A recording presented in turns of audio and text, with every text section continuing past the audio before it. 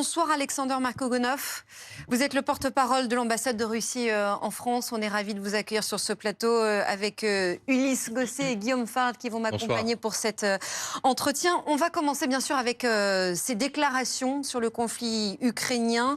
Nous n'excluons que les forces russes puissent frapper les instructeurs français. Déclaration aujourd'hui du porte-parole du Kremlin qui, dans la foulée, ont été d'une certaine manière précisées par le chef de la diplomatie russe. On va l'écouter.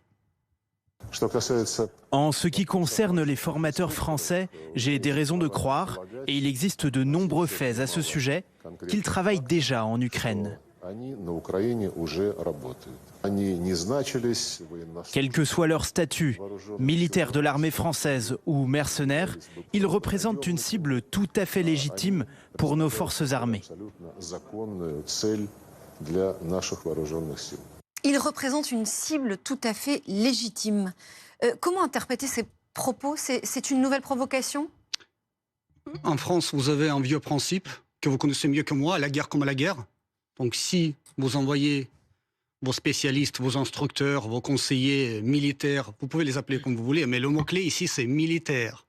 Si vous envoyez vos militaires en Ukraine pour qu'ils forment les combattants ukrainiens comment mieux cibler et tuer les Russes, bien sûr, ils se rendront compte du fait que ces spécialistes militaires, ces instructeurs militaires constitueront naturellement une cible légitime pour les forces armées russes. Ça veut dire quoi concrètement? Ça ne doit pas vous étonner, je vous répète, à la guerre comme à la guerre. Donc là, le but, le missile ou une balle tirée, il ne distingue pas entre les Français, les Polonais, les Ukrainiens, il ne distingue pas en fonction de la langue, de la race, de l'appartenance ethnique, de la nationalité. Ils sont lancés et ils vont droit au but là où ils sont tirés. Donc là, naturellement, si les militaires français se retrouveront à côté des combattants ukrainiens, ils ont de très grands risques d'être touchés par les tirs russes. C'est à partir de maintenant, c'est une nouvelle consigne qui a été donnée aux militaires russes engagés sur le front? C'est pas une nouvelle consigne. La partie russe a commencé déjà à évoquer ce genre d'avertissement depuis les premières déclarations de la partie française, depuis le mois de février, je crois, sur la perspective de l'envoi des troupes françaises ou en général occidentales en Ukraine. Donc là, en principe, c'est rien de nouveau, on le répète et on continue à avertir tout simplement pour éviter le pire. Donc c'est un avertissement? C'est un avertissement assez clair. Vous nous dites qu'il n'y a pas d'immunité pour les Français qui seraient en Ukraine. Ce sont des instructeurs, ce ne sont pas des combattants. Est-ce que vous faites la différence entre ceux qui forment, les Ukrainiens, et ceux qui combattent? Nous en faisons une, et en particulier la coalition d'instructeurs qui est en ce moment mise au point avec la France et d'autres pays, comme la Lituanie, la Grande-Bretagne, c'est une coalition d'instructeurs. Pour vous, c'est la même chose que des combattants? Ces instructeurs vont instruire les Ukrainiens, nos adversaires aujourd'hui, les combattants ukrainiens, comment mieux cibler et tuer les Russes. Qu'est-ce que vous voulez qu'on fasse? Pour nous, ils ont le même statut en principe que les combattants ukrainiens. Vous pouvez les appeler, comme je l'ai déjà dit, les instructeurs, je ne sais pas, conseillers, spécialistes, mercenaires, peu importe leur statut. Pour nous, en tout cas, c'est des cibles. Parce que là, ils sont de côté de nos adversaires. Oui, mais ces déclarations sont inédites. Pourquoi sont-elles faites et formulées aujourd'hui et maintenant par le porte-parole du Kremlin? Qu'est-ce qui a changé là, en l'espace de quelques jours? Mais comme vous le voyez, d'après les déclarations que nous entendons de Paris, cette idée d'envoi des troupes occidentales en Ukraine se concrétise, se cristallise. Donc là, au fur et à mesure, nous aussi, nous avertissons justement pour éviter cet affrontement direct de nos troupes sur le front ukrainien. Il y en a déjà des Français sur le sol ukrainien, c'est un secret de polichinelle. Exactement, c'est un secret de polichinelle, ça ne fait qu'officialiser. Et donc jusqu'à présent, la distinction était faite? Non, mais là, maintenant, comme je vous l'ai déjà dit, ça devient de plus en plus officiel. Donc là, nous, de notre côté, nous officialisons de plus en plus nos avertissements que nous avons déjà évoqués en principe. Et donc, ça veut dire qu'il y a un pas qui a été franchi. Au cours de précédentes interviews, on vous demandait est-ce que la France est toujours un pays ami ou est-ce un pays ennemi? Est-ce qu'aujourd'hui, la France est un pays en guerre avec la Russie, qui entre en guerre potentiellement avec la Russie? Oui. Qu'est-ce que vous dites là-dessus? Vous voyez que... en principe, l'envoi des troupes françaises en Ukraine rapproche la France, mais vraiment rapproche grave à cette ligne à partir de laquelle commence la participation directe au conflit. non seulement de facto, mais de jure aussi. Donc là, ça augmente vraiment les risques de co-belligérance française avec tous les dangers qui en découlent. Mais la France est un pays ennemi aujourd'hui ou pas? Est-ce que la France est un pays ennemi? Est-ce que vous êtes en guerre, la Russie contre la France? Vous savez, la Russie n'est pas en guerre contre la France. Le problème, c'est que la France est un participant assez actif et enthousiaste, je dirais, de la guerre hybride contre la Russie, déclenchée par l'Occident collectif. Nous le voyons sur tous les fronts, entre guillemets, que ce soit le front politico-diplomatique, économique, voire culturel, médiatique, bien sûr. Donc là... On va parler de la guerre hybride dans un instant, mais ce que vous dites, c'est qu'à partir de maintenant, si un soldat russe sur le front se retrouve face à un militaire français, qu'il distingue son uniforme français et quelle que soit sa mission, la mission qui lui est confiée, il a pour consigne, il a le droit de tirer sur ce militaire français. Bien sûr, ça dépend de la situation sur le terrain. Je ne suis pas militaire, je ne suis pas sur le terrain, mais en principe, comme je vous l'ai déjà dit, puisque les troupes, que ce soit les troupes françaises, les militaires français ou d'autres militaires étrangers, peu importe leur statut, mais ils se trouvent du côté de nos adversaires. Ils aident nos adversaires à mieux nous cibler et à nous tuer. Mais comment vous voulez, qu'est-ce que vous voulez qu'on fasse? Qu'on les offre des cadeaux, qu'on les envoie des bonbons? Bien sûr, on va leur envoyer des tirs. Et cette consigne vaut aussi pour les instructeurs américains ou britanniques, s'il y en a? Je veux dire, peu importe leur nationalité, bien sûr. Et c'est ça qui est très dangereux parce que ça augmente énormément les risques d'affrontement direct entre les puissances nucléaires, dont la France, qui est en première ligne aujourd'hui du front anti-russe. Il y a une autre décision de la France, c'est d'autoriser que les armes françaises soient utilisées pour atteindre les cibles militaires russes qui frappent l'Ukraine. Par exemple, la ville de Kharkiv. C'est-à-dire que les Russes bombardent Kharkiv. Et les Ukrainiens, jusqu'à présent, n'avaient pas le droit d'utiliser les armes occidentales, françaises ou américaines, ou allemandes même. Et maintenant, ils le peuvent. Ça change quelque chose, ça change le paradigme de cette guerre. Ça veut dire que on se rapproche, comme vous dites, d'un conflit direct. Mais est-ce que vous comprenez qu'on ne peut pas laisser les Russes bombarder l'Ukraine sans réagir, sans donner aux Ukrainiens les moyens de se défendre, tout simplement? Ça change d'une manière très dangereuse le paradigme de la guerre parce que nous savons très bien comment s'effectue l'utilisation des missiles à longue portée fournis en Ukraine par l'Occident, y compris par la France. L'Ukrainien, en principe, là, ils sont pour rien. Ces missiles-là ne peuvent pas être utilisés sans les moyens du renseignement satellitaire. Les Ukrainiens n'ont pas ces capacités-là, c'est les pays de l'OTAN qui les ont. Puis, en ce qui concerne le ciblage et la programmation du plan de vol, c'est les pays de l'OTAN, les propriétaires de ces missiles qui le font. Alors, en principe, vous voyez le lien, vous voyez la logique. C'est pratiquement comme si la France ciblait directement avec leurs missiles. Vous dites que c'est un avertissement contre les Français ou les Occidentaux en général.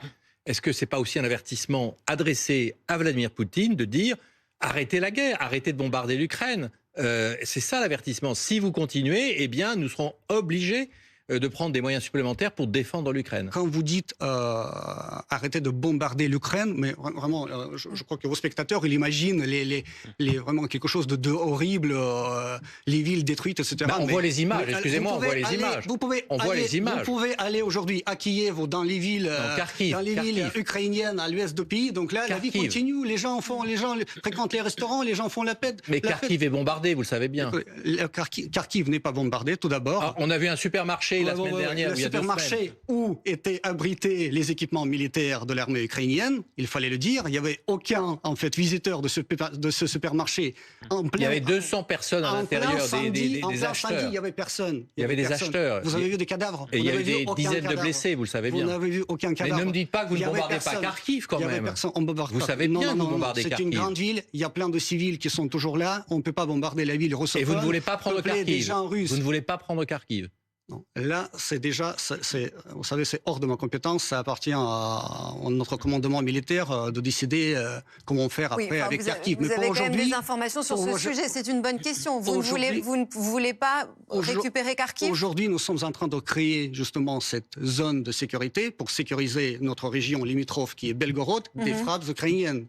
Donc là, prendre Kharkiv, c'est pas forcément l'objectif principal. Je vous rappelle que la Russie a voulu prendre Kharkiv au début de la guerre et que ça n'a pas été possible. Aujourd'hui, il y a une offensive russe. Là, vous ne la niez pas. Oui, la question, mais qui vous a dit ça, que la Russie voulait prendre Kharkiv? Parce qu'on l'a vu, on l'a vu. Vous avez vu que la carte, et en fait, ça ne veut rien dire. Peut-être qu'on voulait juste... Oui, voilà. Messieurs, puisque vous parlez du soutien logistique des Occidentaux à l'Ukraine, allons sur la venue du président ukrainien Volodymyr Zelensky. On parlera ensuite des ingérences, des soupçons d'ingérence russe dans la deuxième partie. Mais Zelensky va arriver jeudi à l'occasion sur le sol français des commémorations du 80e anniversaire du débarquement allié en Normandie.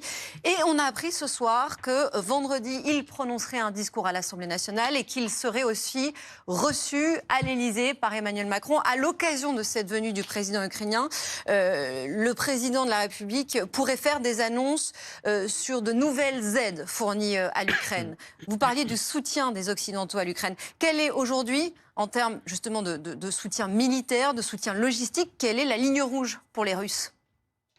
En principe, je ne peux pas commenter ce qui n'a pas encore eu lieu. Donc là, on attend d'abord les déclarations du président français, s'il y en a. Donc là, mais en principe, comme vous le voyez vous-même, depuis le début de l'opération militaire spéciale, depuis le mois de février 2022, les lignes rouges sont franchies l'une après l'autre. Donc, au début... Mais précisément, vous ne cessez de dénoncer l'implication, selon vous, de plus en plus forte de la France dans ce conflit. Qu'est-ce qui, pour vous, serait inacceptable, qui pourrait être annoncé vendredi? Vous avez 2-3 idées, j'imagine. En principe, mais tout est inacceptable. Reste à savoir ce qui reste inacceptable pour la France et pour le peuple français. Reste à savoir quels sont les intérêts de la France en Ukraine et comment la participation, cette implication militaire de plus en plus profonde de la France correspondent aux intérêts vitaux de la France et des Français. Est-ce que les intérêts français sont tellement menacés en Ukraine qu'il faut fournir non seulement massivement les équipements militaires et les missiles longue portée et aussi des militaires, mais aussi continuer cette fuite en avant? Parce que je ne suis pas sûre que vous soyez la bonne personne pour parler des intérêts français, mais en tant que Russe, en tant que représentant du gouvernement russe, qu'est-ce qui serait inacceptable comme annonce? Mais je vous dis, mais en principe, c'est déjà inacceptable parce que ça ne fait que prolonger le conflit. Ça ne fait qu'écarter la perspective du règlement politico-diplomatique du conflit. Donc, alors justement, c'est pour jeter de l'huile sur le feu. Justement, vous plaidez pour la diplomatie et tout le monde veut la paix, la France également. Ouais. Mais il y a une conférence qui va être organisée en Suisse, à l'initiative de la Suisse et de l'Ukraine, et la Russie n'y participe pas. Pourtant, c'est l'occasion de parler justement de la paix. Justement. Pourquoi vous n'y allez pas? Tout d'abord parce qu'on n'est pas invité, c'est la première chose. Et deuxième chose, si on n'était pas invité, on ne serait pas là parce qu'on ne peut pas prendre au sérieux ce genre de conférences ou de manifestations qui sont vouées à l'échec d'avance. Parce qu'en principe, qu'est-ce que ça va être? Les pays occidentaux vont essayer d'obtenir le soutien du Sud global et puis d'avancer à la Russie tout un paquet d'ultimatums, y compris la capitulation, les réparations, etc. Mais la Russie n'est pas dans une position de capituler, comme vous le voyez en regardant la carte. Donc il n'y a aucune discussion possible? Non, mais bien sûr, tout est possible. La Russie reste toujours ouverte au dialogue, mais le dialogue vraiment franc, le dialogue sérieux, où nos intérêts vitaux sur le plan sécuritaire seront pris en compte, le dialogue qui prend en compte les réalités géopolitiques, c'est-à-dire les nouvelles régions qui sont entrées en Russie suite au référendum, et puis plein d'autres détails, y compris les mesures qui protègent les droits des minorités russophones en Ukraine, qui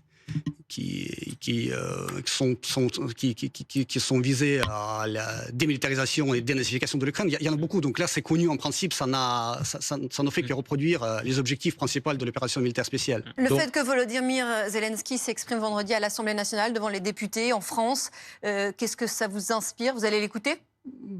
Peut-être je vais l'écouter, mais je n'attends rien de nouveau. En principe, j'imagine qu'il va remercier la France pour l'aide militaire et commander encore de l'aide militaire ou financière comme il le fait d'habitude, partout, pendant cette tournée occidentale. Vous ne participez pas à la conférence en Suisse. Zelensky vient à Paris. L'Occident augmente son aide. Il n'y a pas de négociation, la guerre continue et la guerre va continuer. Mais la guerre va continuer. L'Occident fait tout pour que cette guerre continue éternellement parce que c'est un très bon moyen d'utiliser le régime zombifié et criminel terroriste de Zelensky installé à Kiev et les Ukrainiens, les pauvres pris en otage par ce régime, contre la Russie pour l'endiguer et pour... Je vous rappelle quand même que c'est la Russie qui a envahi l'Ukraine, c'est pas l'inverse. Et pour vous parlez d'un régime que vous empêcher son condamnez, développement normal et son renforcement. Non, vous pouvez pas non plus oublier le passé. Il y a eu quand même une invasion de l'Ukraine par la Russie. Justement, et si on se rappelle le passé, il faut qu'on aille plus loin. En 2014, le régime de Kiev a installé par le biais d'un coup d'État à Kiev. Qu'est-ce qu'il a commencé à faire? Il a commencé à terroriser sa propre population à l'est du pays. Alors, vous parlez d'un gouvernement criminel, zombifié, terroriste. Ouais. Ça veut dire que si un jour discussion il y a, puisque vous dites que vous êtes ouvert au dialogue si les intérêts russes sont défendus, est-ce que Zelensky pourrait être un interlocuteur de ces discussions? C'est encore une très bonne question. Avec qui négocier? Le président Zelensky, dont la légitimité après le 20 mai pose une très grande question.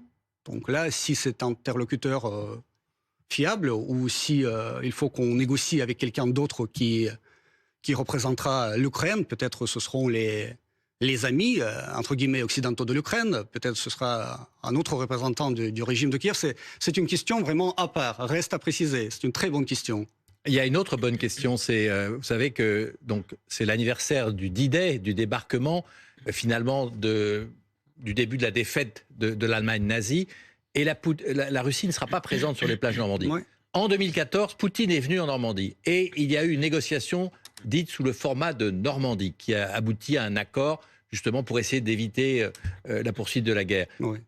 Vous regrettez de ne pas être invité sur les plages de Normandie, que la Russie ne soit pas présente et qu'il n'y ait pas un nouveau dialogue de Normandie, justement, sur l'Ukraine?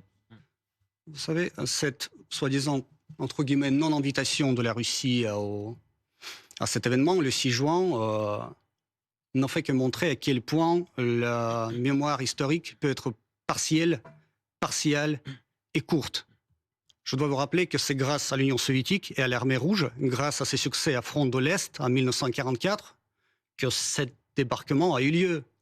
C'est justement l'Union soviétique qui a permis ce débarquement, parce qu'en principe, en 1944, le destin du Troisième Reich a déjà été scellé. En juillet 1944, l'armée rouge était déjà en Pologne en train de libérer ce pays. Oui, enfin, si les Américains n'avaient pas débarqué, ça n'aurait pas été la même chose quand même. Hein. Tout était en principe clair. Donc là, les Américains, bien sûr, ils ont décidé de débarquer tout de suite pour que les Russes ne libèrent pas Paris, par exemple, comme c'était en 1814.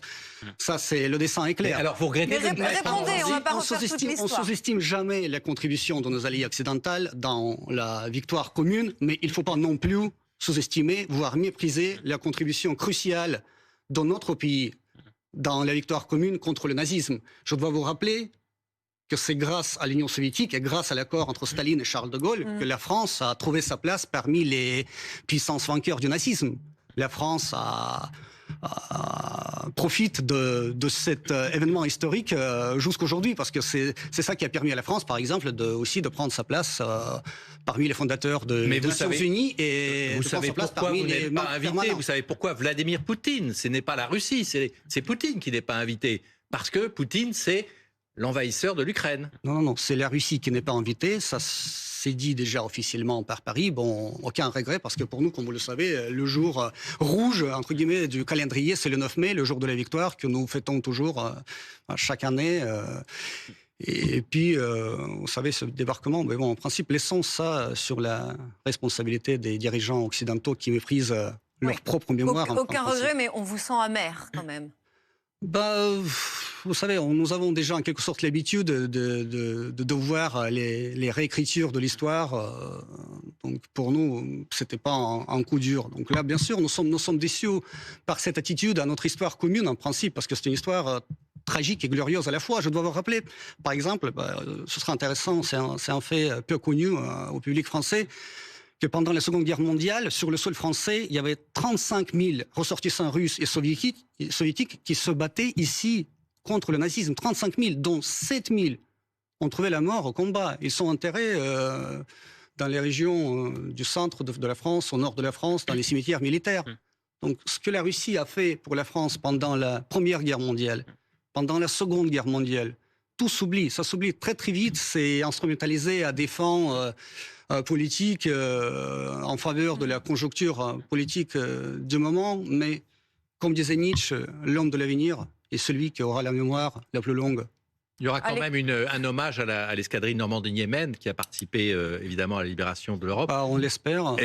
Mais quand vous dites tout s'oublie, on ne peut pas oublier l'invasion de l'Ukraine. C'est surtout ça. C'est pour cela, aujourd'hui, qu'il y a ce problème. Le passé, sinon, la Russie serait bienvenue, elle l'a été en 2014. Précisément, c'est cette invasion russe en Ukraine et cette question, combien de temps ça va durer? Jusqu'où irez-vous?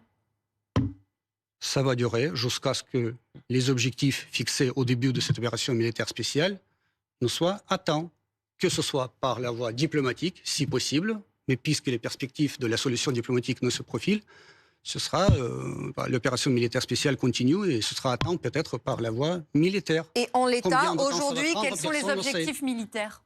Et comment décririez-vous la situation? Tout d'abord, il y a deux objectifs globaux. C'est de protéger nos gens qui habitent sur nos terres ancestrales et puis écarter et neutraliser les menaces qui proviennent du territoire de l'Ukraine qui a été, ces dernières années, soigneusement, par les mains de ses alliés occidentaux, transformé en anti-Russie. Et donc, il y a toute une liste de mesures à adopter en ce sens, comme je l'ai déjà évoqué, dénazifier l'Ukraine, démilitariser l'Ukraine, puis faire garantir les droits des minorités russophones, puis accepter les nouvelles réalité géopolitique, puis ça veut dire quoi fixer le statut non nucléaire et statut les neutre gens de qui l'Ukraine. habitent sur nos terres ancestrales. Je ne suis pas sûre que ceux qui vous regardent voient exactement où vous voulez en venir. C'est la région du Donbass, bien sûr, les républiques populaires de Donetsk et de Lugansk, puis la région de Kherson, Zaporogie, la Crimée, bien sûr. Donc là, ce sont des terres inaliénables. C'est la Russie, c'est désormais la Russie. Donc là, on ne marchande pas nos terres et on ne marchande pas surtout nos gens. Donc là, il faut que ce soit pris en compte, il faut que ce soit validé. Et là, c'est les bonnes bases pour négocier. Nous sommes, je le répète, nous sommes toujours ouverts au dialogue, pourvu que les initiatives pour ce dialogue soient sérieuses. Alexander Makogonov, ces dernières semaines, les actes d'ingérence contre la France se multiplient de diverses manières, et ce notamment à l'approche des élections européennes et surtout à l'approche des Jeux Olympiques qui vont se tenir à Paris. La menace est prise très au sérieux par le gouvernement français. Gabriel Attal s'est exprimé encore aujourd'hui à ce sujet. C'était à l'Assemblée nationale. Écoutez. Il y a eu ces étoiles de David taguées sur des murs de plusieurs communes d'Île-de-France. Il y a eu ces mains rouges honteusement peintes sur le mémorial de la Shoah. Et il y a eu, il y a quelques jours, ces faux cercueils déposés sous la Tour Eiffel et portant l'inscription de soldats français de l'Ukraine. 3 outrances parmi bien d'autres, 3 infamies qui visent à nous manipuler, 3 infamies, et les enquêtes sont encore en cours, qui portent la marque de l'ingérence. La réalité, c'est que notre pays et notre continent font l'objet d'ingérences étrangères, de tentatives de déstabilisation. Que cherche la Russie à travers ces opérations de déstabilisation? Si vous vous souvenez, dans les années 80, à la radio française, il y avait une émission très populaire qui s'appelait « Le tribunal des flagrants délires ». Moi, je crois que toutes ces histoires autour des ingérences russes pourraient constituer vraiment un sujet infaillible et permanent pour cette émission si elle existait aujourd'hui. Donc, vous savez, de la même logique, vous pouvez accuser les Russes d'avoir gâché la récolte des viticulteurs chablaisiens cette année à cause du gel en avril et de la grêle en mai. Je ne serais pas étonné si un jour mon pays sera accusé d'avoir coulé le Titanic parce que ce fameux iceberg fatal pourrait se détacher du glacier sibérien et être téléguidé par les méchants russes. Mais non, il faut que même la folie Alexander, ait ses limites. Sérieusement. Sérieusement. Vous n'avez rien d'autre à répondre? Mais sérieusement, j'ai rien d'autre à répondre parce que c'est tellement ridicule. Tout ce paquet, tout ce ensemble d'accusations, il n'y a aucune preuve.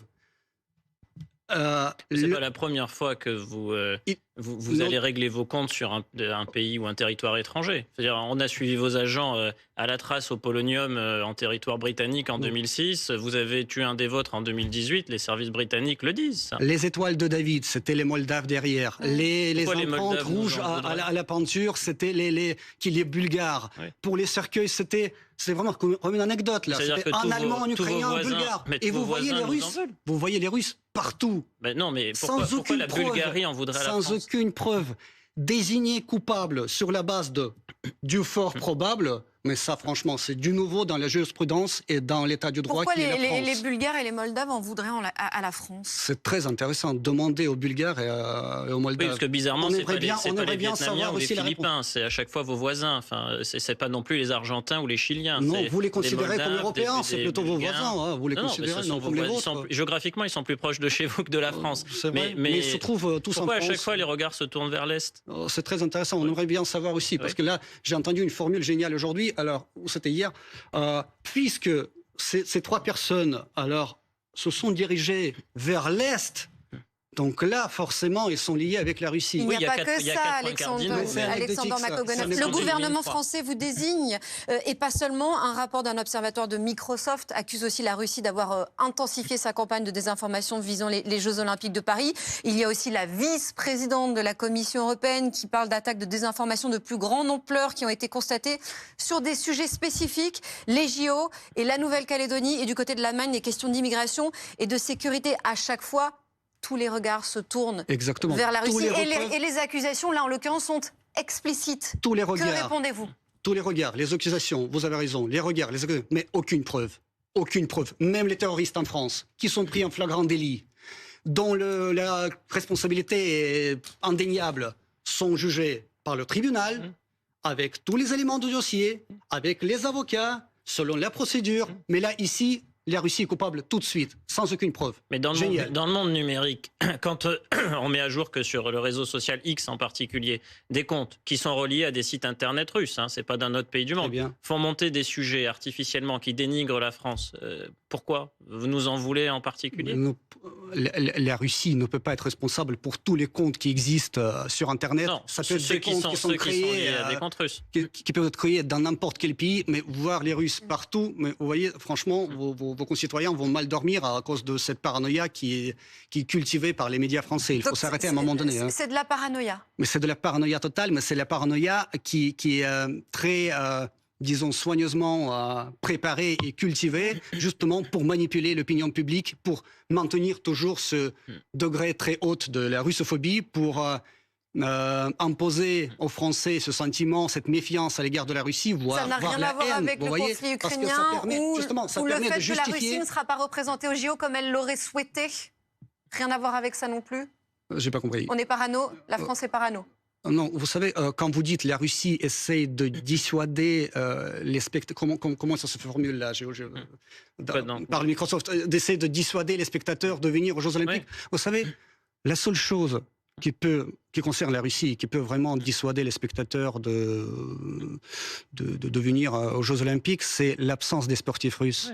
Oui. Mais vous avez quand il y a certaines disciplines sportives, la présence russe est incontournable. Mais justement, vous avez commencé votre propos en disant à la guerre comme à la guerre. Pourquoi vous n'assumez pas que vous ripostez numériquement dans le cadre d'un conflit ? Vous n'assumez pas le fait que, précisément parce qu'il y a cette rivalité, vous menez des mesures qui sont des mesures de contre-offensive. Sur ce point. C'était le point paradoxal ce que vous dites, parce que vous savez ce que c'est une réingérence. Une réingérence, c'est lorsque la France fournit au régime néo-nazi de Kiev les missiles de longue portée, les armements, les munitions, les renseignements pour bien tuer les Russes. Et si c'est pas une ingérence, c'est quoi selon vous ? C'est quoi selon vous ? Trouvez un terme. Quoi donc ? Et puis chacun sa vision de l'ingérence. La vraie ingérence, c'est la guerre en Russie, c'est la guerre en Ukraine. Mais juste une chose, vous ne voulez pas reconnaître qu'il y a aujourd'hui une guerre hybride. Il y a la guerre en Ukraine qui est la guerre avec des canons, des missiles, des bombes. Et il y a la guerre hybride que vous menez à Moscou. La guerre hybride avec des opérations de désinformation et de propagande comme les cercueils devant la Tour Eiffel. Vous les niez pas, ils existent bien, on les a vus. Ulysse Gosset, ces cercueils-là, cette, disons, installation artistique, si vous voulez, ou une farce, vous pouvez l'appeler comme vous voulez, c'est pas ça le problème. Le problème, c'est les vrais cercueils qui peuvent arriver en France massivement, après l'envoi des troupes françaises. Donc c'est bien l'adresse d'un message. C'est un vrai cercueil. Donc c'est bien un et là, message. C'était un message envoyé. On ne sait pas message du Kremlin. Il faut justement. C'est le message du Kremlin. Vous l'avez dit. Vous l'avez dit. Qui a été envoyé par C'est une guerre hybride. C'est une guerre hybride. D'ailleurs, vous avez employé ce terme au début de notre entretien. Dès le début de l'entretien. Lequel? Guerre hybride? Oui, bien sûr. Nous sommes en état de guerre hybride déclenchée par l'Occident et nous sommes obligés de répondre à cette guerre hybride. Il y a ces accusations d'ingérence russe et il y a ces invectives aussi qui se sont multipliées ces derniers mois de la part du gouvernement russe à l'égard de la France, sur lesquelles on va revenir avec vous, Samy Sfaxi. Absolument. Bonsoir Alice. C'est vrai que ces invectives à l'égard de la France, tout simplement, elles se multiplient. Alors invectives, je le précise aussi, du pouvoir politique russe. Une scène surréaliste. C'était au mois de mars sur la télévision publique russe One. Vladimir Soloviev, un des principaux visages de la propagande du régime de Vladimir Poutine, continuait de déverser sa haine et là il s'en est pris face caméra très violemment à Emmanuel Macron. Regardez cette séquence. Toi, salaud de nazi, héritier de Pétain, tu penses que tu peux frapper la Russie impunément? Dans ce cas, tu n'as rien compris à notre pays. Tu n'es pas un héritier de De Gaulle, tu ne vaux même pas la moitié de De Gaulle. Tu n'es qu'une vraie merde.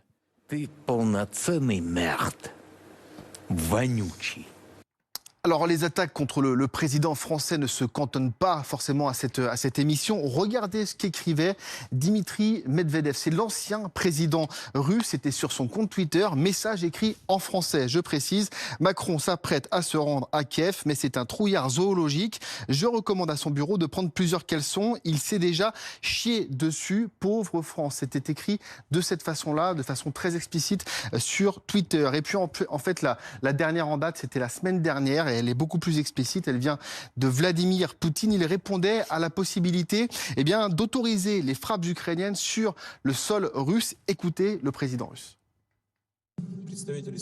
Les représentants des pays de l'OTAN, notamment en Europe et notamment dans les petits pays, doivent savoir avec quoi ils jouent.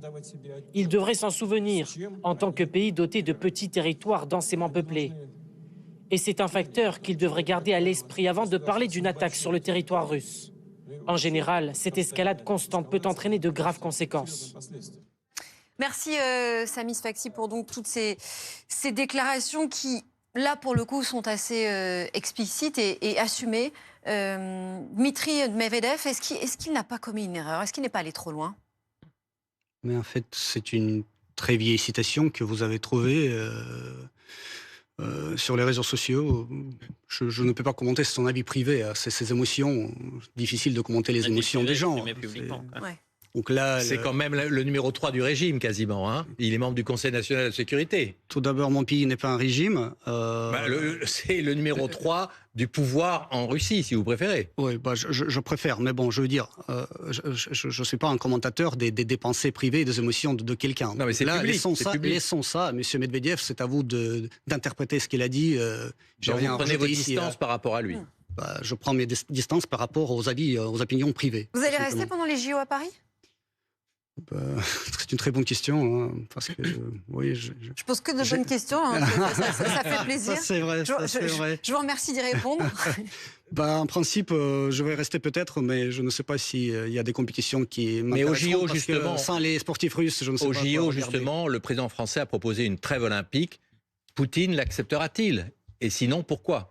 Non, mais la trêve olympique qui servira à quoi? Notamment pour fournir encore plus d'armes aux Ukrainiens, pour fournir encore plus de conseillers militaires aux Ukrainiens et pour les préparer mieux pour les attaques. C'est donc non, vous aviez déjà répondu, donc pas d'évolution à ce sujet. Merci Alexander Makogonov d'avoir été avec nous. Merci à tous les deux.